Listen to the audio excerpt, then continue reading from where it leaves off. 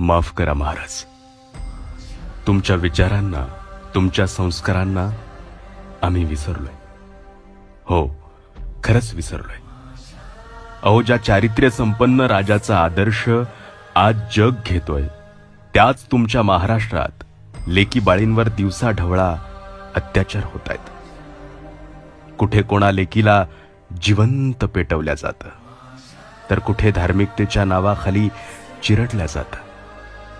राज, तुम्ही आयुष्यभर स्वराज्यातील प्रत्येक मायमाऊलींना तळहाताच्या फोडाप्रमाणे जपलात, पण आज त्याच लेकीला न्यायासाठी वनवन भटकावं लागतंय.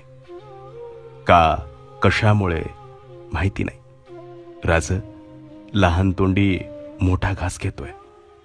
आता तुम्ही फक्त राजकारणापुरते मर्यादित राहिलात राज.